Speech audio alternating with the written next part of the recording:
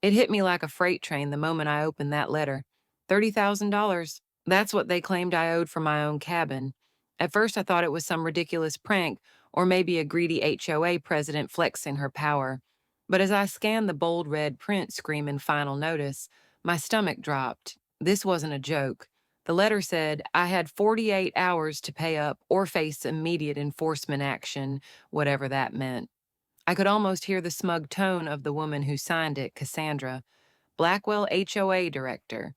Problem was, I didn't live in an HOA community. I made damn sure of that before I bought this property. I stepped outside the cold mountain air biting at my face as I stared at the log cabin I'd worked so hard to make mine. My dog Buddy wagged his tail like nothing was wrong. But everything was wrong. Something about this felt off too official to be a simple mistake. And when I dug deeper, I realized this wasn't about weeds or property signs. It was something darker, something that could destroy not just me, but anyone who crossed her path. The day before all this started, life had felt perfect. After 20 years of chasing corruption stories, burning bridges, and sleeping on newsroom floors, I'd finally walked away.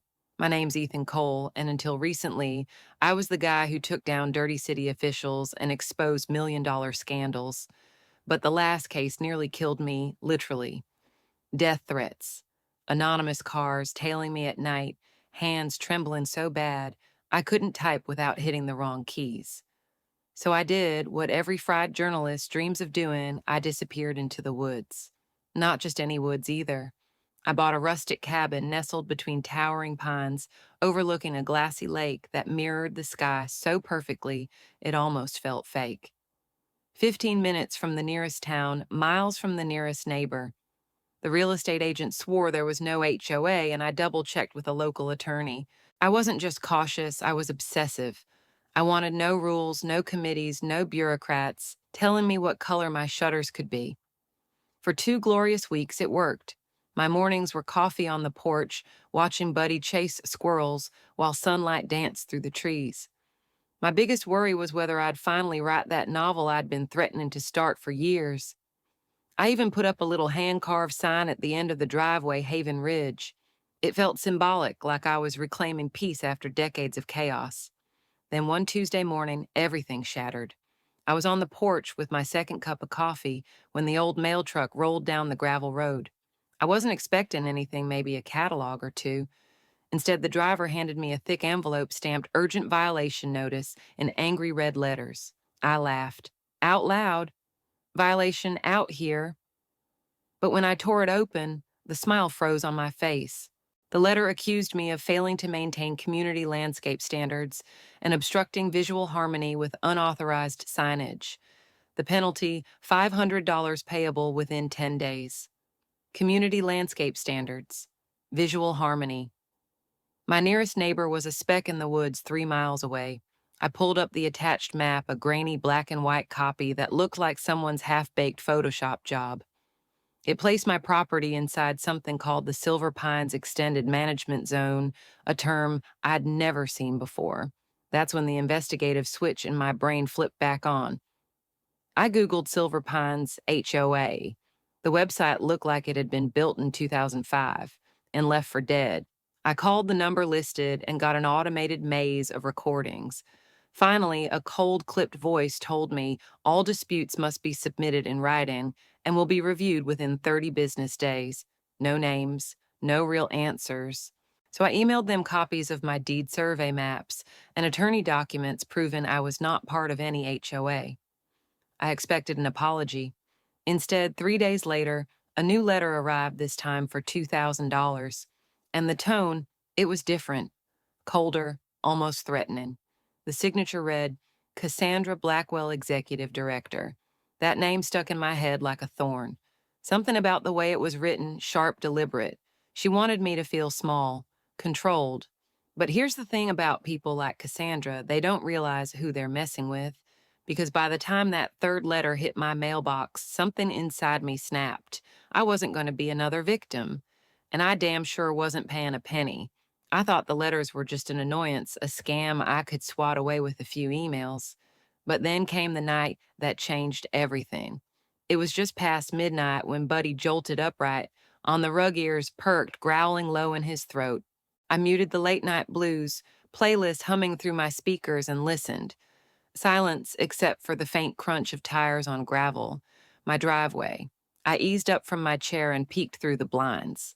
A dark SUV idled at the edge of the tree line, headlights off windows tinted black. My pulse thudded in my ears. Nobody drives out here this late. Nobody. I slipped on a jacket, phone in hand, and stepped out onto the porch. Cold air knifed through the stillness. The SUV didn't move, didn't even flick its lights, just sat there, engine humming like some predator crouched in the shadows. That's when my phone buzzed. Unknown caller. I swiped, and the voice that slid through the speaker was smooth, crisp, and chillin'. "Mr. Cole," she said, like we were old acquaintances. "I trust you've had time to reconsider your obligations to the Silver Pines Association." I gripped the phone tighter. "Who the hell is this?" "You know exactly who this is," she purred. "And if you're smart, you'll have $30,000 ready within 48 hours. Otherwise, things get complicated." $30,000. My laugh came out sharp and bitter. "Lady, I don't owe you a dime." Her tone shifted silk, turning to steel. "You think this is a game? Failure to comply will result in immediate enforcement measures. Your property is already flagged for seizure." The line clicked dead. For a long moment, I just stood there staring at that motionless SUV. Then, as if to underline the threat, its engine revved once, slow, deliberate, before the vehicle rolled backward into the dark and vanished down the mountain road. I barely slept that night. My investigative instincts roared back to life. This wasn't about weeds or signage. This was organized, calculated, and personal. And Cassandra Blackwell. She wasn't some bored HOA busybody. She was something else entirely. By morning, I was digging through county records, business filings, anything that could tell me who the hell she was. You know what I found? Nothing. No HOA named Silver Pines, no corporate filings, no tax IDs. It didn't exist. So how did they know my name, my address, my cabin details?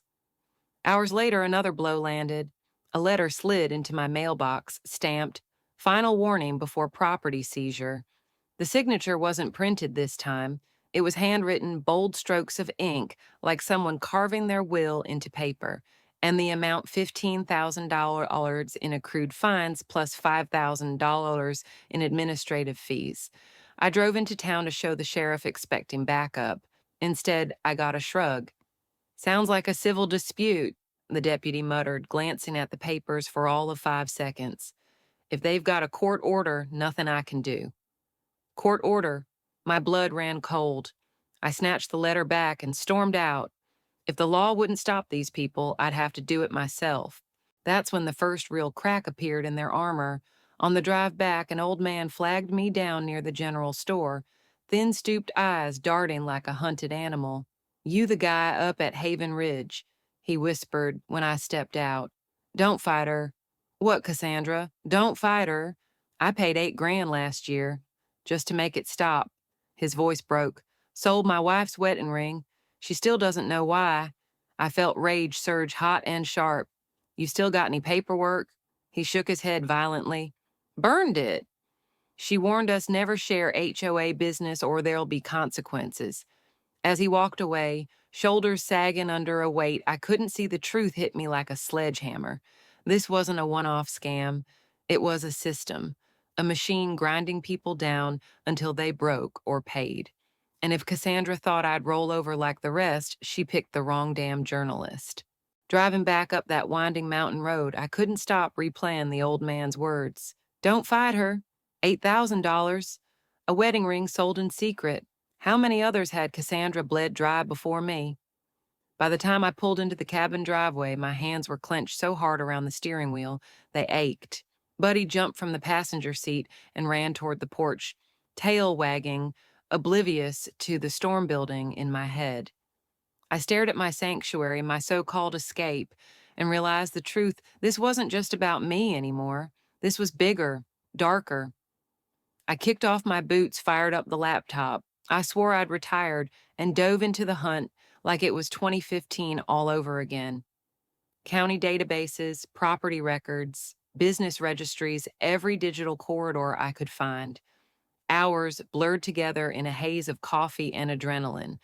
And then, like a spider web catching morning dew, the pattern emerged. 3 names, 3 different associations: Silver Pines, Clear Ridge, Maplewood Estates, same clunky websites, same outdated HTML design, same dead end PO boxes, and every one of them tied to an unlisted IP block originating from the same city 2 counties over. That was Cassandra's first mistake, leaving digital breadcrumbs. Her second, underestimating the guy who'd once taken down a senator for laundering campaign funds through shell nonprofits. When the documents started piling up, the scale hit me like a gut punch. This wasn't a neighborhood power trip. This was organized fraud. She'd built a fake HOA empire, preying on people who couldn't fight back: the elderly, the isolated, the ones too scared or too proud to call for help. But the real kicker, the name buried in the metadata of a PDF bylaws document: Harrison Legal Services, a law firm that didn't exist in any state database, which meant Cassandra had lawyers in her pocket or actors playing the role. I leaned back, running a hand through my hair, feeling that old fire ignite in my chest. For years, I'd told myself I was done with this life. No more enemies, no more adrenaline spikes that felt like heart attacks. But sitting there staring at Cassandra's fake empire, something inside me snapped into focus. This wasn't just about saving my cabin. It was about stopping a predator. And if the cops wouldn't do it, I damn sure would. I pulled out my old journalist contact list and scrolled past names I hadn't spoken to in years. One stood out: Rebecca Lane, investigative reporter for Channel 9. If anyone could help me amplify this, it was her. Ethan Cole, she said when she picked up her voice, warm with recognition.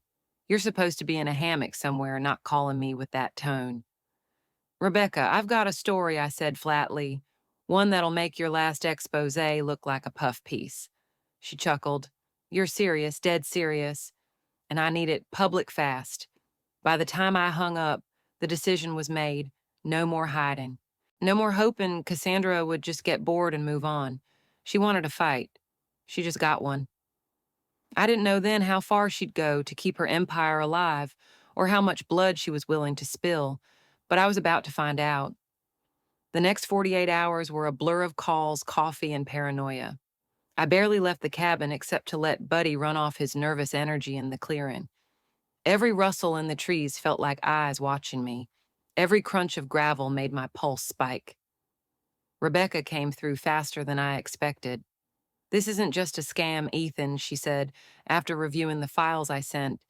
This is a full-blown criminal enterprise. I'm looping in our legal team, but I need victims' real faces. People willing to talk on camera. Finding them wasn't hard. Convincing them was. Shame runs deep, and Cassandra knew it. She'd built her con on fear and silence. But then I remembered the old man from town. His name was Frank. It took 3 phone calls and a promise of anonymity, but he agreed to meet. Frank's story gutted me. $8,000 gone. His wife's wedding ring pawned without her knowledge. He showed up at our meeting, wearing a faded flannel and carrying nothing but guilt. I thought I was protecting her, he whispered, voice cracking. I thought if I paid it would end. He wasn't alone. Through whispers and diners and back rooms, I found Grace a widow in her 70s, who'd drained her savings trying to keep her house. Carmen, who confessed she'd considered ending her life because she couldn't take the pressure. Each story was worse than the last. By the end of that day, I had a list of 10 victims and a weight in my chest heavier than any headline I'd ever written. That night, hope came from the unlikeliest place, a block number. I almost didn't answer, assuming it was Cassandra again. But the voice on the other end was calm, firm, and surprisingly reassuring. Mr. Cole, my name is Amelia Price. I'm a retired paralegal. I heard about your situation through mutual acquaintances. Are you another victim? I asked warily. No, she said, but I know someone who is. Henry Walker. He's 84 lives at Silver Oaks Assisted Living, and he's been getting mail about HOA violations on property he sold 6 months ago. I think this woman stole his identity to make her scam look legitimate. Bingo. A key piece of the puzzle. Amelia didn't just have tips, she had fire. 30 years in county records gave her insight into every loophole these cons exploit.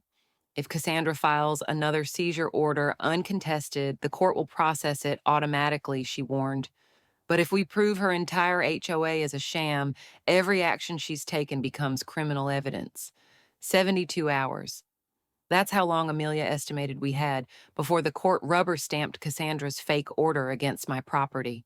72 hours to turn this from a private war into a legal earthquake. Rebecca was in. Amelia was in. And then came Julian Cross, a young consumer fraud attorney Rebecca roped in. He looked like he walked out of a GQ cover shoot, but his mind was razor sharp. This isn't just fraud, Julian said after skimming my files. It's organized crime. If we play this right, we're not just saving your cabin, we're bringing down her entire network. I wanted to believe him, but as we spread documents across Amelia's dining room table, a dark thought crawled through my mind. Cassandra wouldn't go down easy. People like her never do. That night, I drove home, under a sky thick with stars, a rare beauty lost on me, as I gripped the steering wheel like a lifeline. Buddy rested his head on my lap, sensing the storm brewing. I whispered to him, like a prayer, "We're not running, not this time." I didn't know then how high the stakes would climb, or how close we'd come to losing everything. Sleep became a luxury I couldn't afford. For the next 3 days, my cabin looked less like a retreat and more like a war room, laptop screens glowing with open case files, printer churning out paper like an old newsroom press, maps, legal codes, and sticky notes covered the walls. And in the center of it all, me running on fumes and fury. Every fiber of my being screamed to walk away, to grab Buddy, sell the cabin, and vanish. But every time that thought crossed my mind, I saw Grace's tear-streaked face, Frank's shaking hands, Carmen's hollow eyes when she admitted she'd nearly given up on life. People who trusted the system and got crushed because predators like Cassandra weaponized that trust. Not this time. I started leaning on instincts I'd buried years ago, crafting timelines, cross-referencing property sales with complaint letters, tracing IP logs through layers of proxy servers. I even dusted off an encrypted thumb drive from my reporting days, the one that got me through a federal corruption probe without losing a single source. Julian fed me legal angles like ammunition. If we prove she forged even one notarized document, that's a felony, he said, stabbing a finger at the evidence pile. Amelia added the inside knowledge only a 30-year paralegal could bring. See these filing codes? They're wrong. No real HOA uses this format. This is gold in court. By day 3, exhaustion blurred the edges of reality.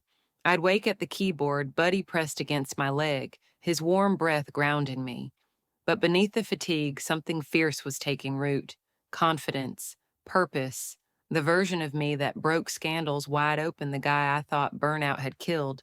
He was clawing his way back. And then came the real turning point. While combing through a batch of PDFs Amelia pulled from county archives, I spotted something most people would miss: metadata. A single name buried deep in the digital fingerprint of those official HOA bylaws. Cassandra Grayson, not Blackwell, Grayson. I ran the alias through every database I could access. What I found made my blood run cold 4 states. Multiple arrests, fraud, forgery, identity theft. Always the same pattern: fake legal entities, bogus enforcement victims too scared to fight back. But here's what chilled me most. Her last conviction had been dismissed on a technicality. She wasn't just smart. She was ruthless, and she'd done this before. Julian's jaw tightened when I showed him the file. She's not just a scammer. She's a career criminal running a structured racket. If we tie her past to this case, it's game over. Easier said than done. Because while we were building our case, Cassandra was escalating hers. On the 4th night, a registered letter hit my mailbox: final order of property transfer. According to the document, I had 24 hours to vacate or face forced removal by authorized agents. That same evening, headlights swept across my driveway. 2 men in suits stepped out of a white van, marked Asset Recovery Division badges glinting in the dark. "Sir, you'll need to gather your belongings," one said flatly, handing me paperwork with seals that looked terrifyingly real. Buddy growled, low teeth bared. My gut screamed to lash out to fight, but I forced myself to breathe. You try that, I said, voice steady despite the storm inside me, and you'll be starring in the lead segment on Channel 9 tomorrow. They hesitated just long enough for me to slam the cabin door and lock it. My hands were shaking so badly I could barely dial Rebecca. "They're here," I whispered. Her response was calm, sharp, and exactly what I needed to hear. "Hold your ground, Ethan. Tomorrow we take this fight to court." And in that moment, despite the fear clawing at my chest, I felt something I hadn't in years. Not adrenaline, not panic, power. The kind that comes when you realize you're not just surviving, you're about to make history. Walking into the courthouse that morning felt like stepping into a lion's den. I'd barely slept, running through every possible outcome. Best case, we expose Cassandra and shut her down. Worst case, I lose my cabin and watch a predator walk free. My hands were slick on the handle of the evidence box, heart pounding against my ribs like it was trying to escape. Cassandra was already there when we entered, charcoal gray suit hair twisted into a perfect bun, flanked by two men in tailored jackets. Her confidence radiated like a shield, the kind only someone with a lifetime of cons can wear. When her eyes met mine, she smiled, slow, predatory. "Mr. Cole," she said softly as I passed, "some fights just aren't worth losing everything for." I didn't blink. "Neither is your freedom," I shot back. Judge Marianne Keller presided, mid-50s, reputation for zero tolerance toward legal theatrics. Exactly what we needed. Cassandra launched into her opening like a Broadway star, waving documents, citing bylaws, and expanded jurisdiction with a voice dripping authority. To anyone untrained, it sounded airtight. But then Julian rose, calm, precise, deadly. Piece by piece, he dismantled her empire. No state registration, P.O. boxes instead of physical addresses, legal citations that didn't exist in any statute book. And then came my turn. I took the stand with every nerve firing, told the story straight, how it started with a $500 violation, how the threats escalated, how her fake HOA preyed on fear. I laid out the evidence, ending with the smoking gun, Cassandra Grayson's criminal record. 4 states, multiple arrests, same MO every time. The first real crack split her mask when Judge Keller asked for her official HOA registration number. Cassandra stalled, tried to pivot, muttered something about pending updates. Then the judge asked for her legal counsel's bar license numbers. Silence. Her lawyers stared at their shoes. And then the courtroom doors opened. Heads turned as an elderly man shuffled in with a walker, flanked by a woman I recognized from Amelia's stories, Hannah, the assisted living nurse. "Your Honor," the old man said, voice trembling but resolute, "my name is Henry Walker. That woman's been using my name on fake documents for property I sold months ago." He handed the bailiff a folder stuffed with original deeds, estate letters, notarized records, the real paper trail. When Judge Keller saw them, her jaw tightened. "This court dismisses all claims against Mr. Cole," she declared, voice like steel, "and orders immediate seizure of every document the plaintiff has submitted as potential evidence in a criminal investigation." Before Cassandra could bolt, the rear doors swung open again, and in strode FBI Special Agent Torres' badge, flashing like a death sentence. "Cassandra Grayson," she announced, "you're under arrest for mail fraud, wire fraud, identity theft, and operating a criminal enterprise across state lines." The sound of handcuffs clicking shut was the sweetest music I'd ever heard. But what sent chills down my spine was Cassandra leaning close as they led her away, whispering, "You think this is over, Ethan? You have no idea how deep it goes." Her words echoed long after the gavel fell, because even as victims hugged and reporters swarmed, I couldn't shake the feeling she was right. Weeks later, that feeling hardened into fact when Agent Torres called your case cracked open, a network spanning 5 states. Hundreds of victims, millions stolen. "Ethan, you didn't just save your cabin, you stopped a machine." And yet, as I sat back on my porch, weeks later, Buddy's head in my lap, coffee steaming against a dawn sky, I realized The real victory wasn't the headlines or the book deal or the FBI commendation. It was this proving that one person can still make a difference, that standing up matters even when the odds feel impossible, because power thrives in silence, and silence ends the moment someone says no more.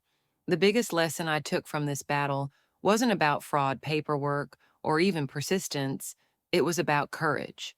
Fear is the weapon scammers rely on most. They count on your silence, your shame, your belief that fighting back will cost more than giving in. And for too many people, that's true because they're alone. But here's the truth: the moment you speak up, everything changes. Cassandra thrived in darkness, but the second we dragged her into the light, her empire collapsed. Not because I'm special, not because I had money or power, but because I refused to stay quiet and because good people stepped up when I asked for help. We live in a world where trust can be weaponized, but that doesn't mean we stop trusting. It means we stay informed, ask questions, and never assume an official looking letter equals authority. Silence feeds predators, action starves them. If you ever feel cornered, remember this one voice can ignite a movement. I'm living proof of that. If an organization demands money, verify first. Look up their registration in your state database. Check property records online. Most counties offer free access. Call the Attorney General's Consumer Protection Hotline if something feels off. Never pay through wire transfers or gift cards. Those are classic fraud tactics. If you've already paid or given out personal information, act fast, freeze your credit, alert your bank, and file a report with the FTC. Document everything.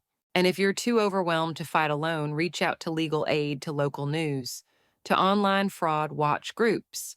Remember, scammers depend on isolation.